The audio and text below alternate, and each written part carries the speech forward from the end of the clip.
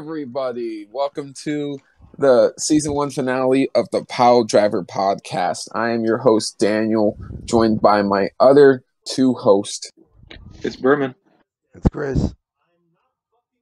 And before we dive in to this podcast, I just want to say I've had quite a lot of fun in this first season. You guys have any videos that were like your personal favorites to record throughout the season? Who's better? Who's better to me? I just love debating. Yeah, the Who is Better series has been incredibly fun. Honestly, my favorite episode of that was definitely John Cena versus Randy Orton, where I got just super passionate about about Randy Orton. My favorite thing was the Usos. And the Usos and The Young Bucks. Usos That was and very the good. Young Bucks. Yes, which, ladies and gentlemen, that will be a video coming up within these next few weeks. We've recorded quite a few episodes of Who is Better that will be uploaded in these next few weeks. So we're going to be gone until Forbidden Door. We'll be back with a Forbidden Door review by June 27th or 28th. One of those days. Just be on the lookout. But yeah, so besides all that, Chris, do you have any personal favorites from season 1? It's Brock Lesnar because I won, and he's the best. All right. We got a shit talker over here today, folks.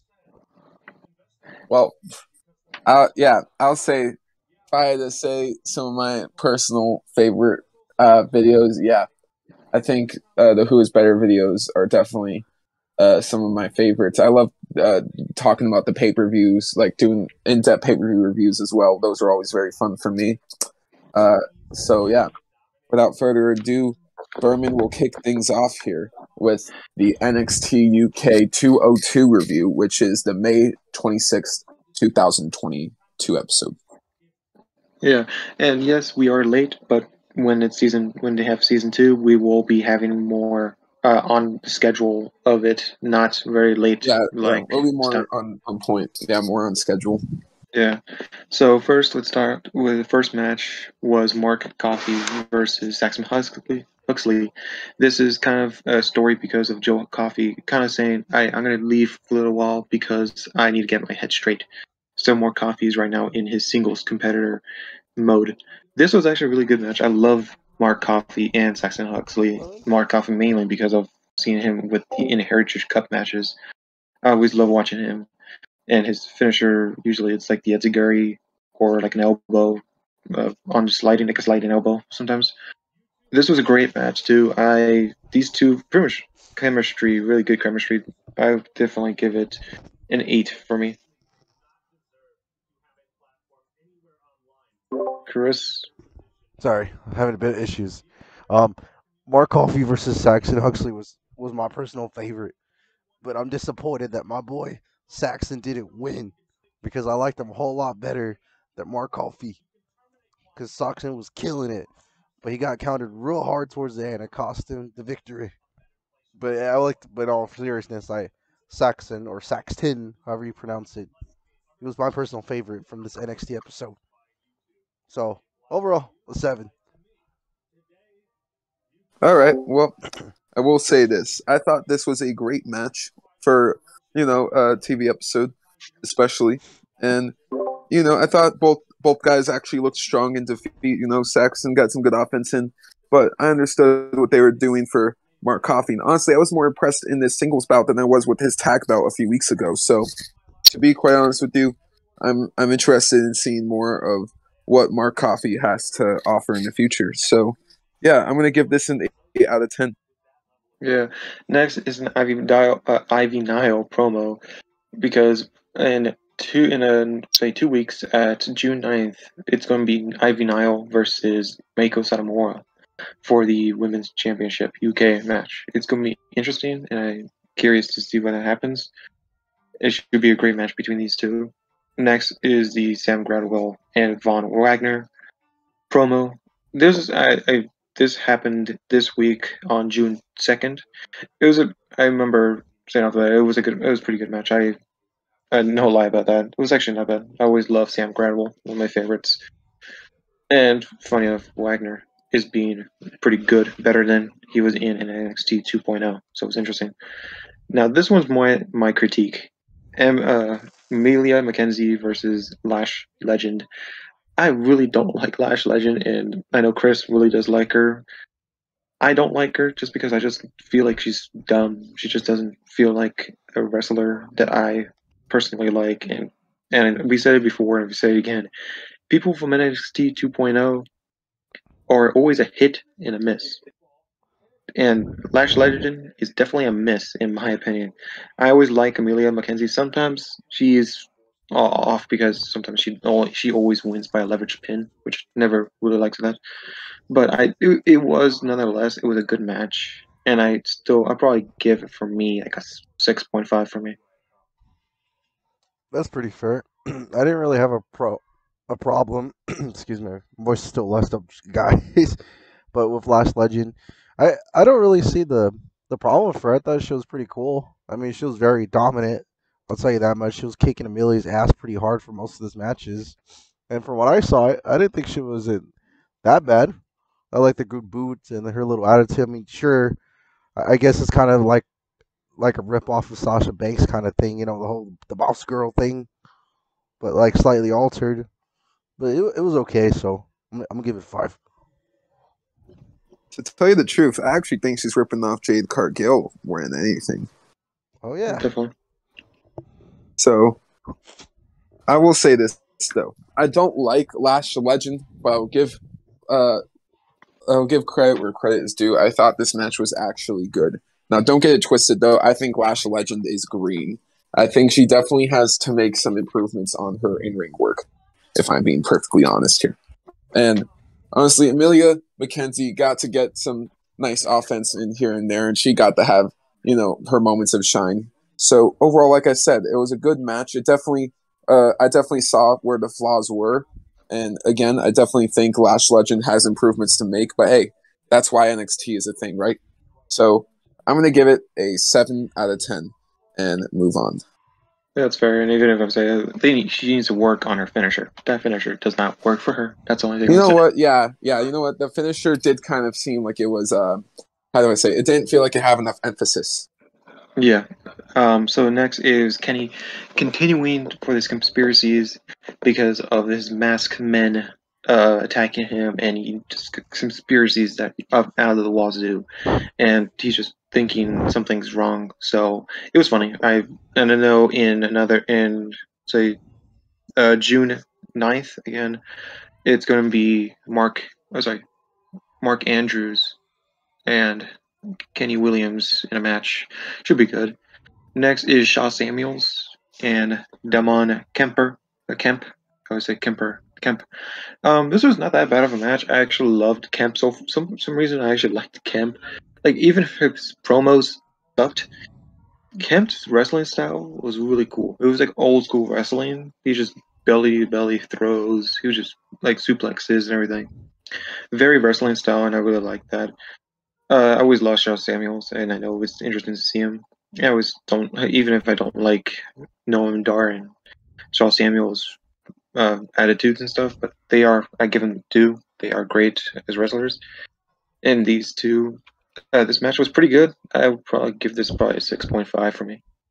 that's fair. Because for Shaw Samuels and the Damien Keep match, sorry, I enjoyed it quite a bit. Like you said, it's very down to earth, very old school, nothing too fancy or flashy. I mean, I liked it. Like I said, there's nothing to really complain about. I thought it was pretty decent, so a 6. Yeah, I'll go with the same rating. I think it was a 6. I thought it was a decent little match for what it was. I actually like Shaw Samuels and Noam Dar for what it's worth. And you know what?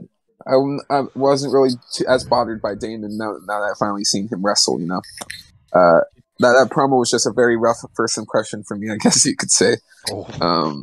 In the long scheme of things, but hey, that's fair. So it was probably the weakest match of the show. But hey, it's a strong show if the weakest match is still decent enough. So that's a good sign. So yeah, 6 out of 10. Yeah, and definitely Noam Dar has a lot of things, and including he's champion right now. He's a really good champion to watch. Next is the promo for the Triple Threat Tag Team Championship match that's happened June 2nd. It's Mustache Mountain, the Ash Carter, and Ash and Carter, and De Familia for the championships. And when I watched it, great match. Saying off the bat, can't wait for you guys to watch it whenever you do. I will it's a after great the match too. podcast. That's for damn sure. Yeah. Now comes the main event, which is probably the best match of the night. Heritage Cup match, which means it's pretty much like it's like a round match. It's A-Kid versus Charlie Dempsey, a rematch, so pretty much two. A-Kid and Charlie Dempsey 2. This is a great match, great technical, and with the Heritage Cup rules, one of the favorite matches I've been watching. It's so interesting how they do the rounds and everything, and get a drink of water, then start again. And it's always interesting to see these strategies pop up, like what A-Kid did when he instantly tap out before Dempsey even locked in, just so he couldn't do the submission, just to escape it. Great. And it was just interesting. I always loved the technical. It's definitely a 8.5 for me. Yeah, and then honestly, same here, Berman, because I never seen like a wrestling match kind of done this way. Like I don't know if it was just me, but it reminded me of like the boxing breaks, what they usually do with the wrestlers, the corner to corner. Yeah. Like I don't know, is it like just a thing for like NXT UK? Because I don't think I've ever seen a match kind of done like this. Really, yeah. It's kind of what they call it. It's the like a British round rules. That's the legit name for it. It's British round rules. They do this for the Heritage Cup Championship match that Norm Dar holds. They do this for every match that championship goes under. It's pretty Yeah. usual for UK do this. Oh, it's sweet. Yeah. Because And if it I'd was like to cool. add on, it would be pretty fair to call the Heritage Cup kind of like the secondary behind the NXT UK. Would that be correct, Berman?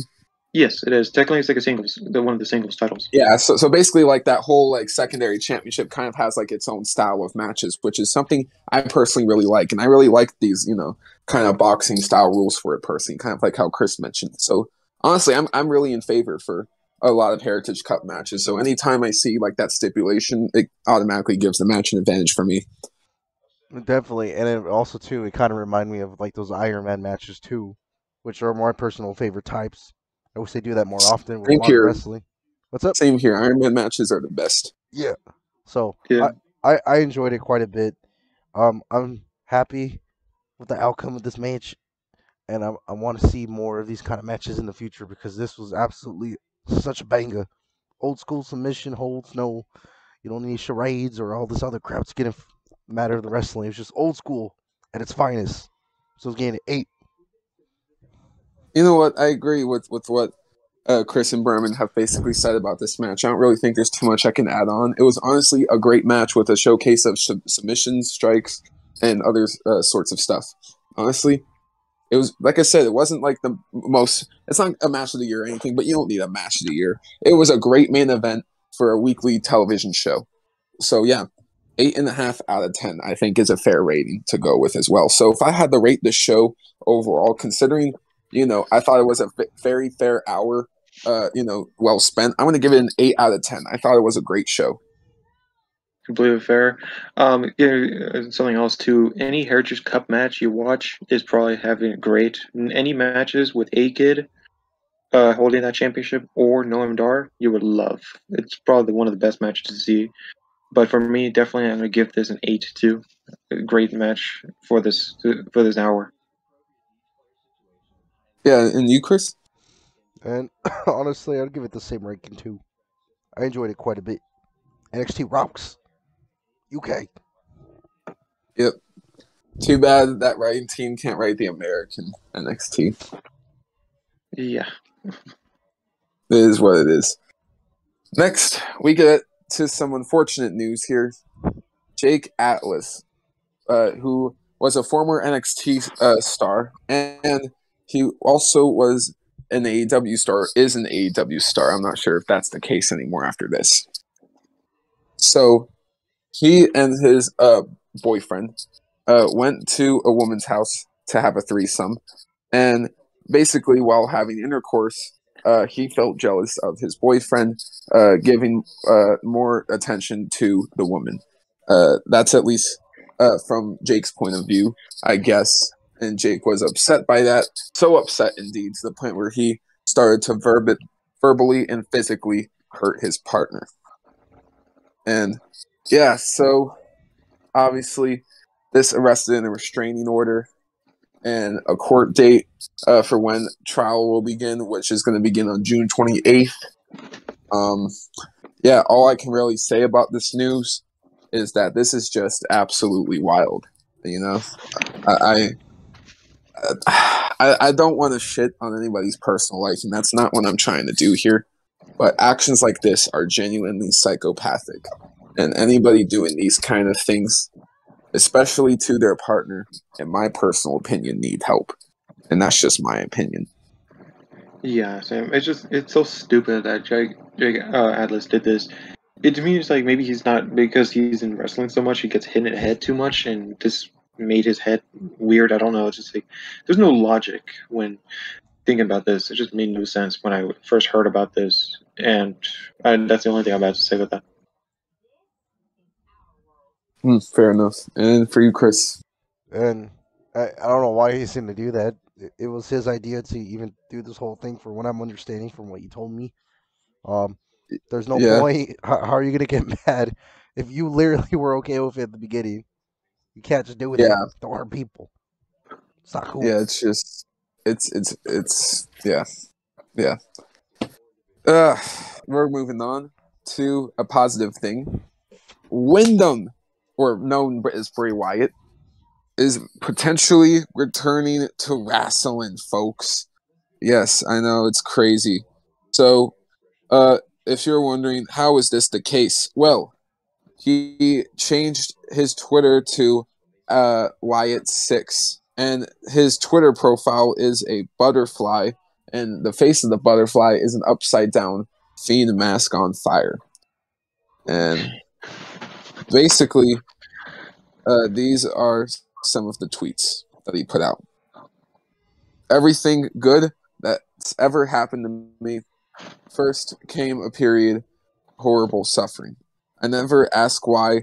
I just wait for the rough part to end. I was chosen for whatever reason, and I've got shit to do. It doesn't hurt anyone, it burns. I'm ready now. I'm tired of watching, tired of hearing irrelevant clowns speculate how I've been perceived, tired of hearing about my greed, my desire question. Wherever and whenever I decide to return, I'll remind everyone why they know my name again and again. Believe in me. Hashtag I found it. Patience. It's about time. So those are the tweets right there. I'm so happy. I love Bray Wyatt. He's probably one of my all-time favorites. In the New Day of WWE, I always loved his personality, his creepiness. That was pretty much my type of character, and I can't wait to see him back into his wrestling. And Chris, you don't know a whole lot about him because you are particularly newer to wrestling. I got him into wrestling around sometime last year, and Bray has been inactive of wrestling for over an entire year. So yeah, it's wild. And if you're thinking why the number 6, what's Wyatt 6? Well, think about it like this, okay? Mm-hmm. Number 1 would be Husky Harris. Number 2 would be the Eater of Worlds. Number 3 would be the Fiend. Number 4 would be the Burnt Fiend. Number 5 would be the Fiend that was supposedly going to try to be revived at WrestleMania. So this is probably form number 6. All right. I can't wait. And a personal note that I actually, fairly long time ago at a wrestling event, I actually did meet Bray. Funny guy. Really? When you talk to him. Very funny guy when you talk to him. I never took a picture of him because it was rushing, but a very funny guy when you talk to him, and creepy when he sometimes just out of nowhere. That's cool, man. It's really cool. So here's the ultimate question, folks. Yeah. Is he returning in WWE? Or is he making a debut in AEW. I'm hoping to debut either in AEW or Impact. Impact could be work, but I don't know if Impact would do that. I don't want WWE to take him because he got mistreated in WWE to me. I just don't feel like he should be in WWE right now. I think he should be going in AEW or Impact Wrestling. You get better served in any of those two companies. I can agree with you, honestly. I would personally say AEW for me, and I feel like they could do so many things with that. So many things. Make the new creepiest character in the whole entire world. Honestly, we got that news, and then someone else. It came out earlier this week. Someone is no longer with Impact, and that someone is W. Morrissey. And WWE were very impressed with the AEW debut W. Morrissey had, and they could potentially bring him back for a second run. And considering that, let's be real, almost ain't really cutting it, I would probably be their new giant. So, could WWE be getting W. Morrissey, or would AEW be willing enough to pick him up and give him a contract and add him to what is already a huge roster?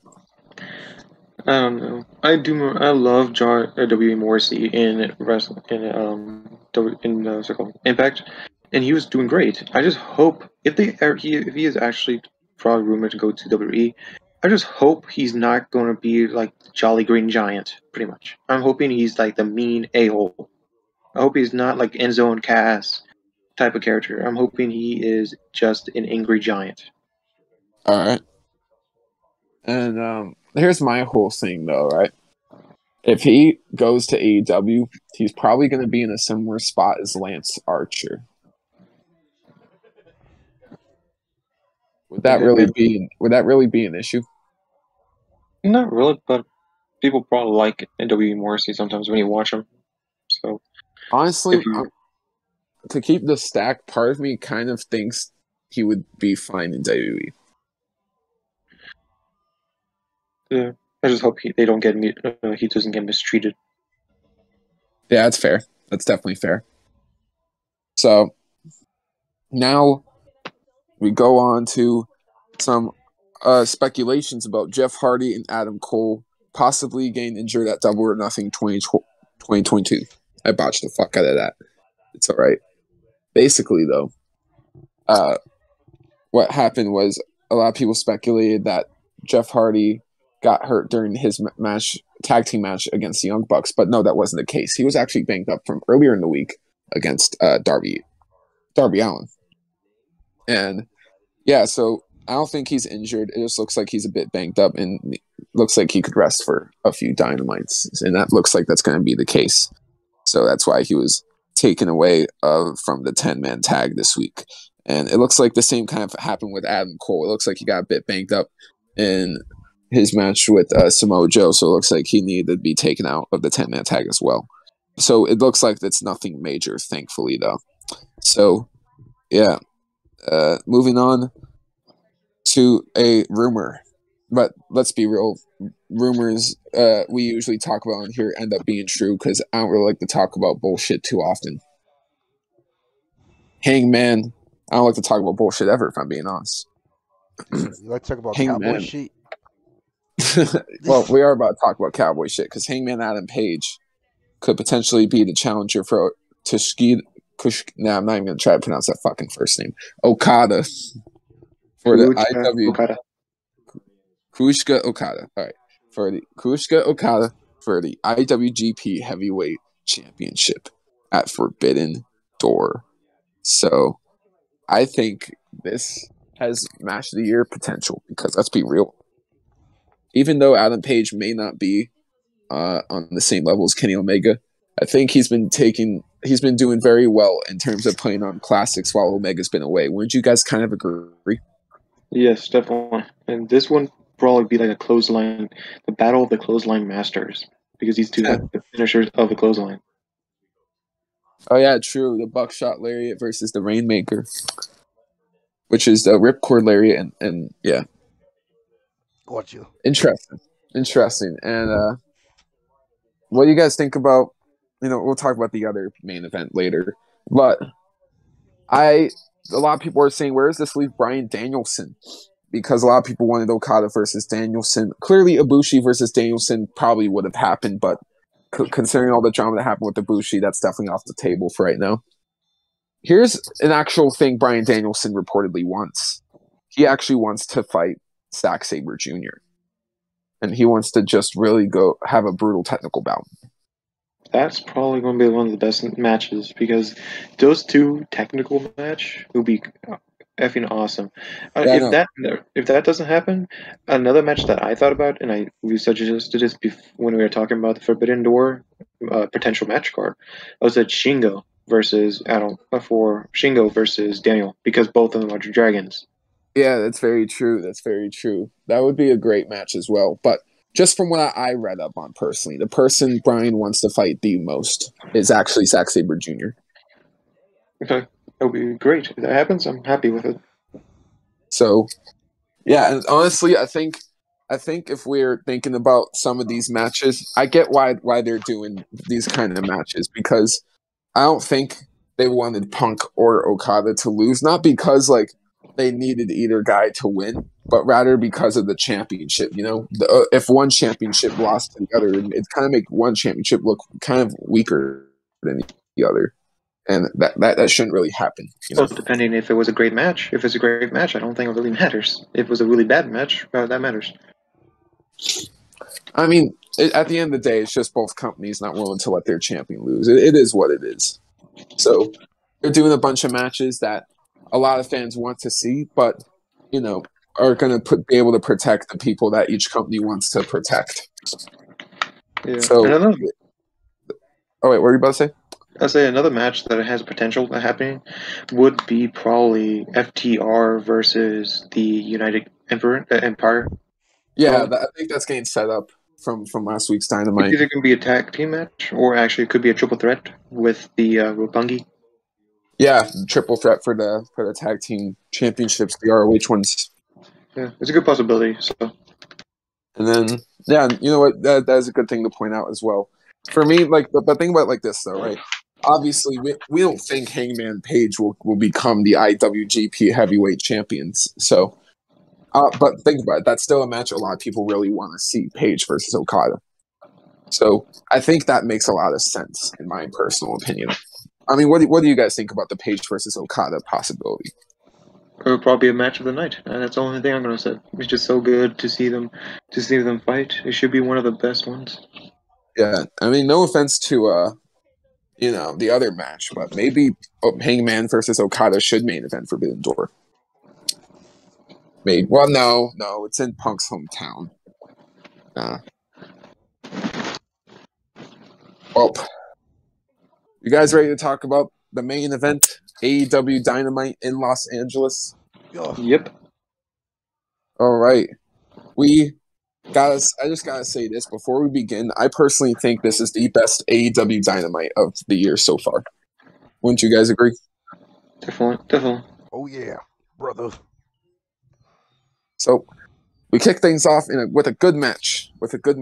CM FTR versus Max Caster and the Ass Boys. They had their little rap where they mentioned Amber Heard. No shock. And then, yeah, I will admit though it was funny. It was a funny rap. I gotta give them their credit. And then, having the Ass Boys say, other parts of the town, instead of what they actually were from. It was funny. It was genuinely funny. So we get to the match, and I gotta say, it was a solid match. It was a good match to get the crowd hyped for the rest of the show. And I gotta say, I think it was a good opener. Unfortunately, Punk did botch a springboard, and I know it's 3 botches in 1 week for the champ, which isn't really great, I will admit. But I don't know. I don't know what's up with that. All I have to say is this. It was still a good match, so we can't really knock him too much on it. And yeah, we all knew who was going to win. CM FTR. It was with a GTS and FTR doing their finisher. Basically, it was a giant combination. It was really awesome.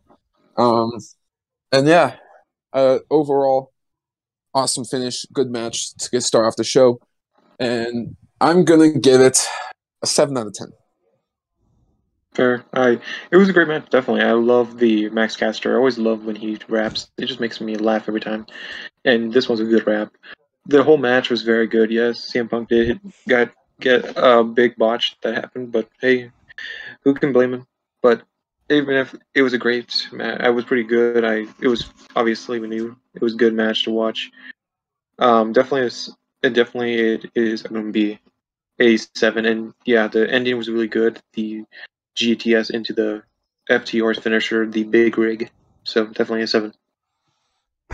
And same here. But CM Punk always botches, so 7. But no, for real, the match was great. The ending is what I really enjoyed it. But yeah, 7. Well, now something huge happened after the match, and that was who CM Punk's Forbidden Door opponent is going to be. So all three of them got on the mic, cut a decent little promo.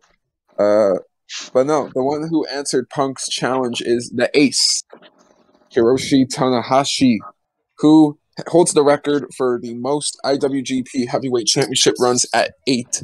He is a multi-time IC and US champion as well, combining reigns at 5 with both belts.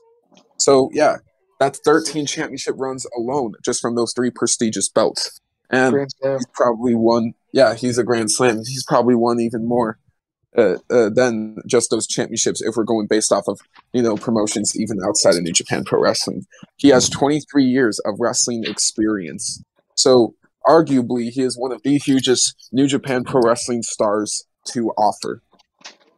So yeah, I think this match makes a lot of sense, and if this is your main event for the United Center, I think that's a fair main event. I think it'll be a great match. Will it be a match of the year? No, but I think it'll be great. I'm not going to complain about it. I will gladly take Punk versus Ace. Definitely. I can't wait to see the Ace fight against Punk. It's going to be an interesting match. These two have the greatest achievements in both their companies, and it's going to be interesting to see these two go at it. Agreed. And Chris, you don't know Hiroshi Tanahashi. Nope. Not that very much. So this should be a very interesting introduction to him fighting for the AEW title. So I'm down for it though. Yeah, man. It's gonna be a fun match.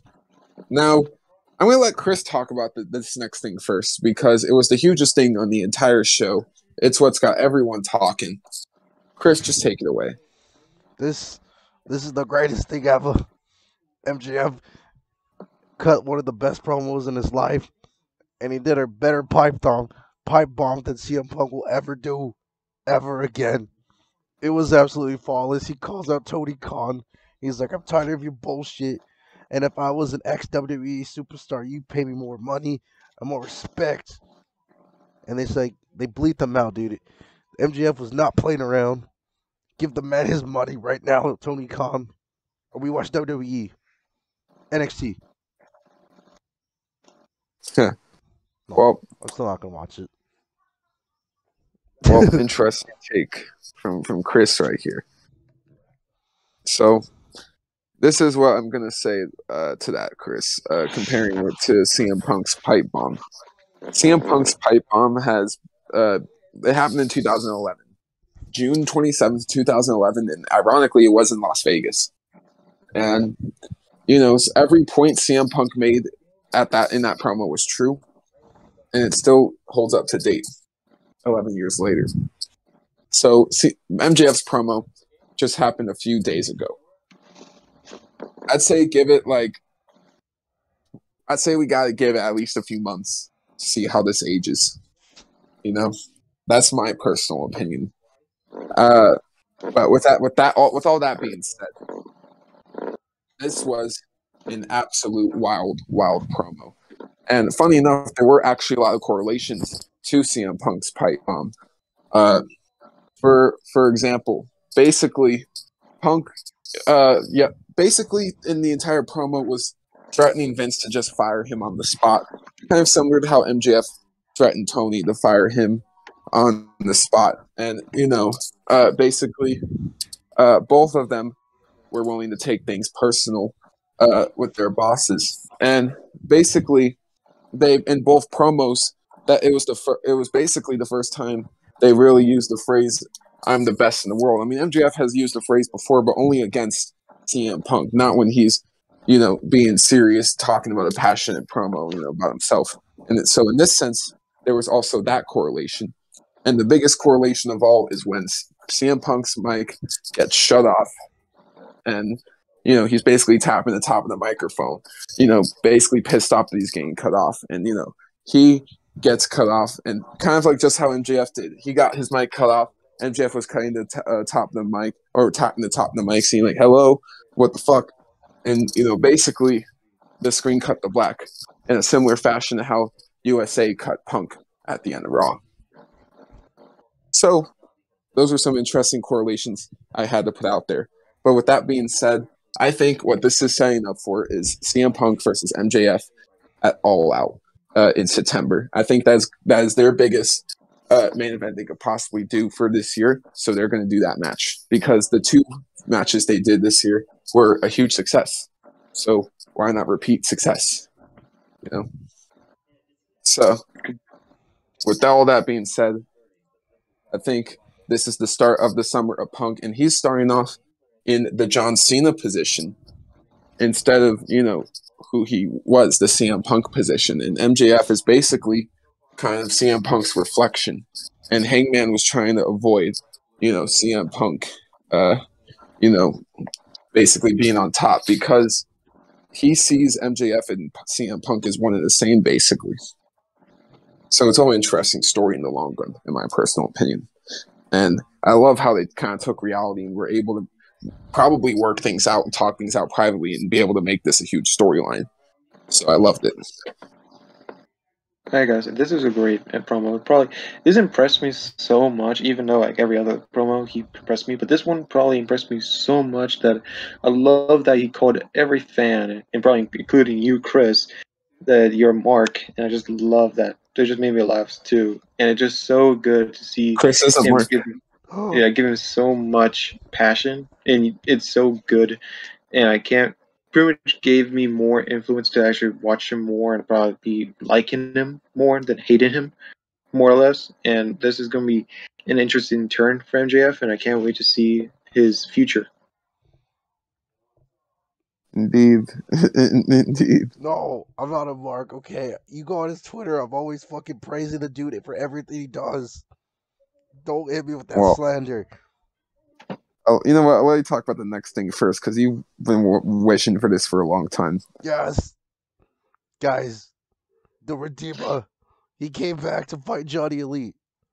The best boy actually did it. And I don't even know how the fuck he did it because he literally just had his wedding too, like not even a few days ago. But god damn it, Johnny Elite versus Miro was, I mean, it was fine. It wasn't the greatest thing ever, but I'm so glad we got to see Miro. And he's coming. He's coming for that TNT belt, and I can feel it. The true champ is coming back, guys. So excited. Yeah. Completely fair. I can't wait to see Miro come back and become a TNT champion and become more of the open TNT championship matches that we always have been seeing TNT beforehand. I can't wait to watch this too. And I always love that. And I just gotta love that when he was coming out, that Jim Ross said, "Yeah, he's one of the best wrestlers." And he says, just a funny thing. He said, "Yeah, and he marries well." It was just like, all right, but funny fact he put in there. It just made me laugh when I heard that too. But like, it was a good match too. But I can't wait to see Miro. Yeah, agreed. So I'm so happy that Miro's back, and I really hope they are able to put him in a good feud. If I were to start him off and put him in a good feud, for right now, Fight against Sammy again. No. Redeem himself from losing to Sammy. You know what? Right now there really is so much going on that kind of makes sense, actually. You know what? That makes a lot of sense. So probably that, realistically. So, yeah, I mean, to be fair though, I thought this match was good. Sure, it was basically a glorified squash match, and I would really like to see what these two could do in the future. But honestly, I thought it was good for what it was, and the crowd really was happy to see Miro back, and it was good. I can't really complain too much. I'm gonna give it a 7. Yeah, same for me.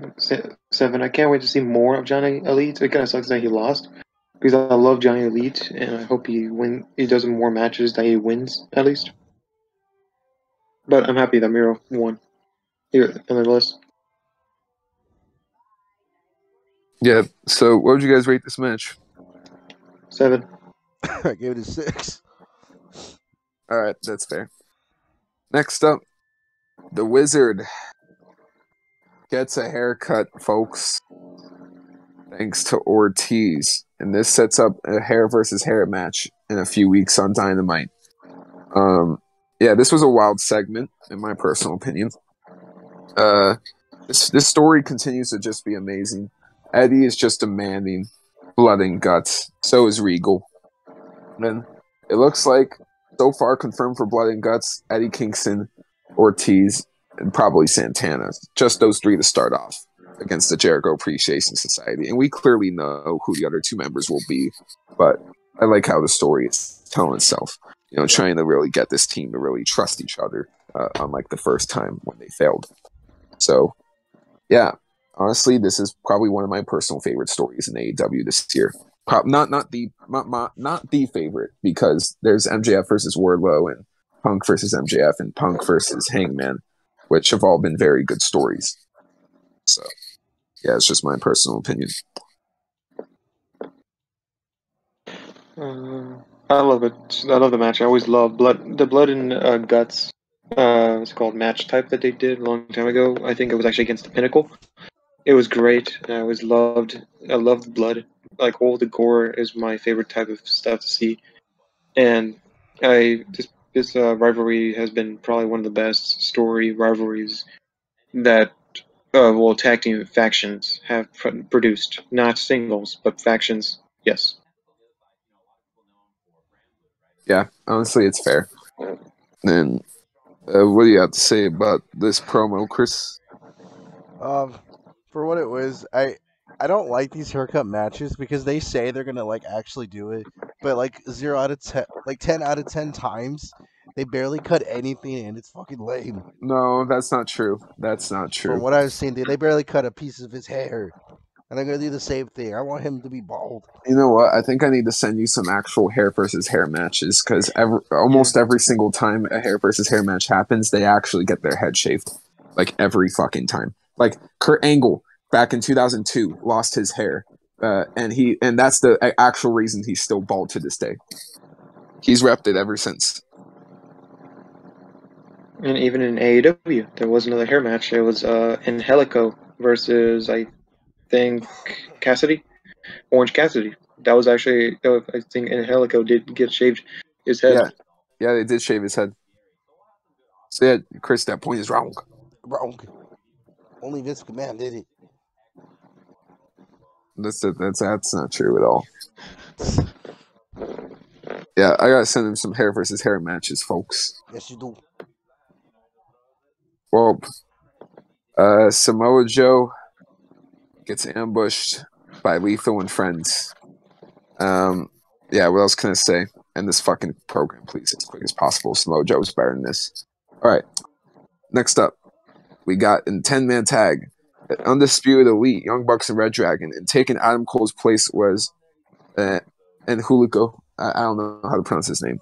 You do, Berman? Yeah. Hikuleo. Hikuleo, okay. Thankfully, we got someone smarter than me here. All right. Now, the other team is Jurassic Express, Christian Cage, Matt Hardy, and taking Jeff Hardy's place, chosen by Jeff Hardy, was Darby Allin. So, yeah, what do I have to say about this 10-man tag? I thought it was very good. There were a lot of fun spots in this match. Everybody got to go off and showcase themselves. The Young Bucks pinned Jungle Boy and it looks like they're setting up a tag team championship program between the Young Bucks and Jurassic Express. Because obviously, FTR are busy with, the United Empire for right now. I can realistically see FTR becoming both AEW and ROH tag team champions by All Out. I can see it. I can't wait to see these two. It was a great match, and with Hikuleo in the match too was interesting. I like watching Hikuleo. Sometimes when I watch New Japan Strong, these are really good matches. So I always loved this match. Was pretty good. I was every match, everything that happened was very great. The counters, the references to other things, and the win was really good to the high-low combination by Red Dragon and then Young Bucks using the Meltzer driver. It was great to see. Oh yeah, my bad for interrupting. I forgot. I this was like the first time in a while they won the Meltzer driver, right? Yes, they usually use that as a signature, kind of come from the outside most of the time. Yeah, that's the Yeah, first time. Which is interesting. I'm happy. I actually like the Meltzer driver more than the VTS trigger.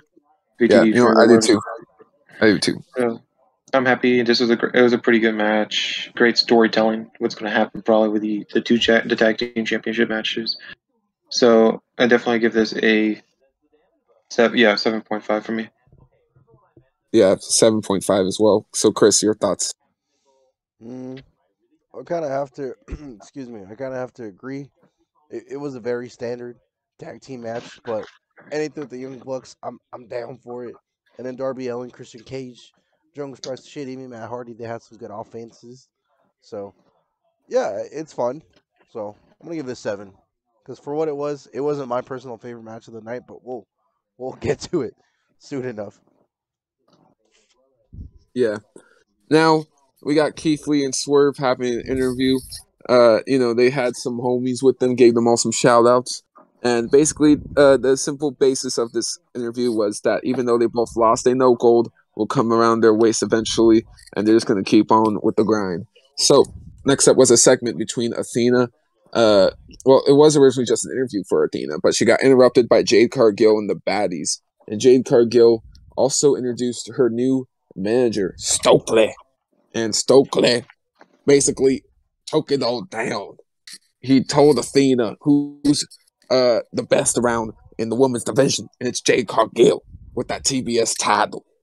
But nah, simply put, it looked like the baddies were almost going to assault Athena, but that's when Anna Jay and Chris Statlander came out as well. So yeah, they're probably going to set up some 6-woman tag down the road eventually.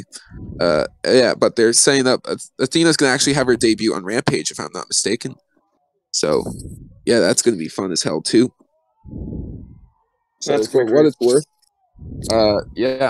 I think this segment was good. I guess they're saying up Jade Cargill versus Athena for the TBS title down the road. So what are your guys' thoughts? I like this. I always love seeing Athena or Ember Moon. I always love seeing these. I always love her promo was very good too, fairly. And I really do hope Jade loses because yes, I know I give her a lot of respect that she is a really great champion. But to me, I just want Athena to win because it's probably say a better wrestler, and I can't wait to see the match and see the debut of Athena. And then same here. I've seen the matches that Daniel sent me with Athena and Asuka and many others. I'm not too familiar for stuff, but from what I've seen, she's great. She's offensive, and if anyone's gonna beat Jade Cargill, it's gonna be Athena. Yes, sir. I think she'll be a better 100% champion agree. if I'm being quite honest here, because she's not really Completely. that green. Yeah, she'll be way too good for the TBS title to the point where no one will be able to surpass her reign. That's going to be an issue, folks. Oh, But that's why I'm thinking like she got to go for that bit for the AEW title because I'm gonna be honest, she's the best in the whole division now that she's there. Maybe it holds both. Maybe it holds both titles. I wouldn't have a problem. Oh man. So next up we get to Wardlow in a 30-second squash match against JD Drake. He did a few moves. It was cool. Then 2 power bombs, dipped. Well, before he could dip, he got into an interview, but then the interview was ultimately interrupted by Mark Sterling telling him he's not all elite. There are some documents about the fact that you assaulted a bunch of innocent security guards throughout these past few weeks. And he was like, oh, really? And he said, fuck it, and decided to assault another security guard to prove a statement. And yeah, I thought the match was it was good because it was short, really short, obviously. But that's the point, you got to build this guy up. Wardlow's a superstar. Just rack up them wins, who gives a shit for right now? I'm going to give it a 7 out of 10. Yeah, same for me. I'm just happy that his music is back. The Wardlow Oh, music is yeah, great. true. I forgot about that. And the camera angles during his entrance really made him look like more of a star, too. Yeah, so I'm happy to see that music come back and the win, just 2 power bombs, finish it, great.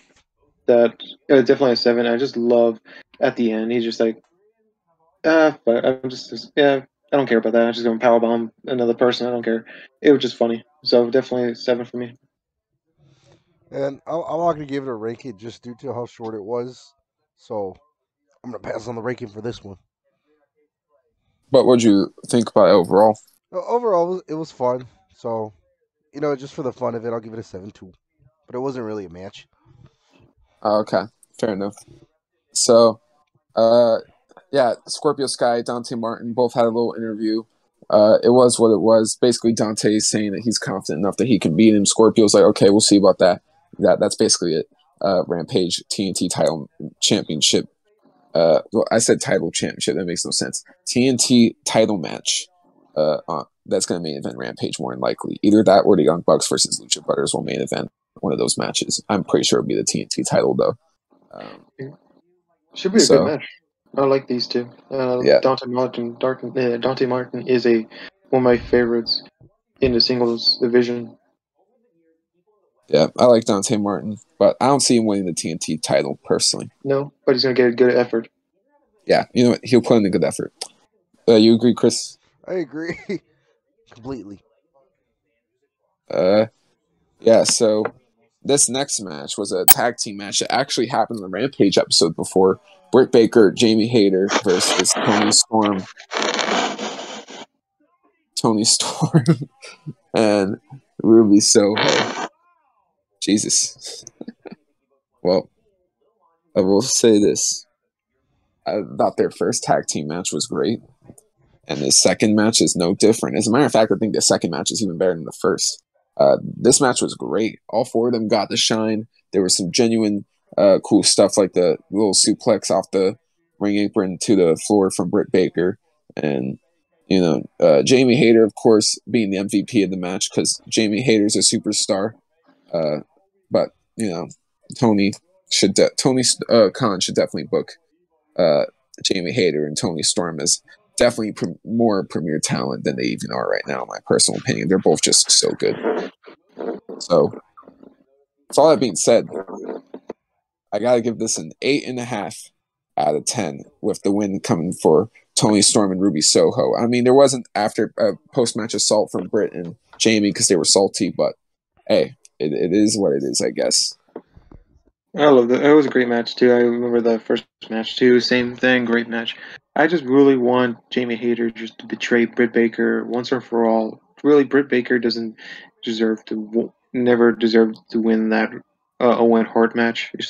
Should have supposed to be Tony who won that match.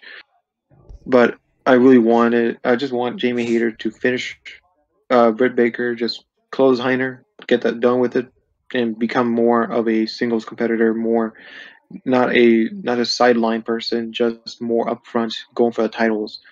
And even if that's my personal opinion too, I am happy that this match ended as it is.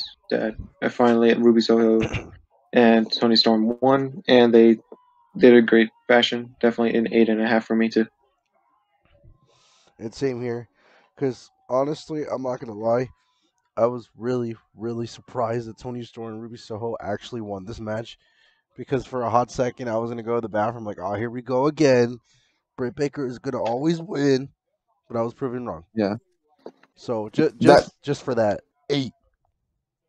definitely one day, whether it's for the AEW or TBS title, this Fatal 4-Way would fucking slap right here. Definitely. So, yeah, now we get to the main event. My favorite match of the night. Holy shit. This was not very long, but it didn't need to be. Jon Moxley versus Daniel Garcia. Yeah, Moxley bled a fuck ton thanks to Daniel Garcia. Daniel Garcia, I guess, was I guess he was a sports entertainer, but geez, man, this was an amazing match. I can't really say too much, uh, you know, because I don't really have too many negative things to say, but not too many things that are different than any of the community is probably going to say.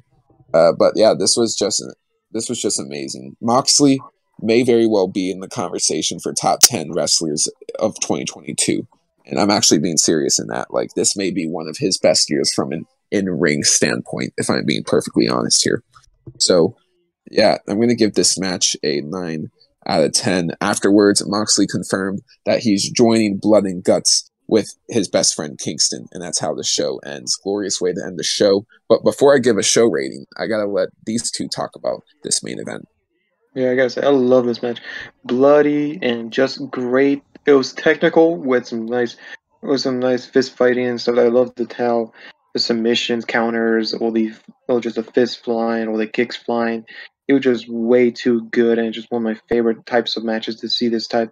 And Jon Moxley just killed it out there. Daniel Garcia killed it too. It was one of the best matches of the night, 100%. It definitely gives it that a 9 out of 10. I can't wait to see Blood and Guts with Moxley.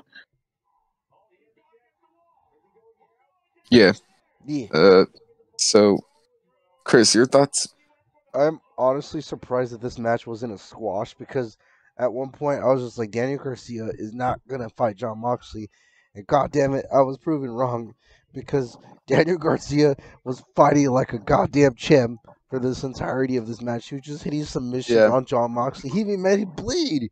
He broke his stitch, and he was just kicking Yeah. his ass. Dude, He was the one who made Eddie Kingston bleed at Double or Nothing. It was definitely the most aggressive in the Double or Nothing match, from my memory. So it definitely seems like Daniel Garcia is finally finding that violent side. see, Chris Jericho, you just need to give him. He's the proper leader because he's not afraid to get dirty. But no, this match is great. It's getting a 9, and we got to see Home Alone dude and Vince Vaughn. Yeah, so due to how many crazy things were on this show, I got zero. I don't think we complained about any segments at all on this show. There were barely any matches to bitch about at all here. This was an amazingly booked show. So with all of that being said, while this may not be a perfect Dynamite, it was definitely an amazing fire-ass episode of Dynamite. Definitely, in my personal opinion, a 9 out of 10. Definitely 9 out of 10. A great aftermath from Double or Nothing. Definitely gives this a whole nother meaning to a banger. Exactly. It's one of the best. Yeah. So, thank you all so much for watching this finale of the Piledriver podcast. We'll be back in a few weeks. I've been Daniel. I've been Berman. The Gris. And we'll see you all in the next one. Yep. Take it easy.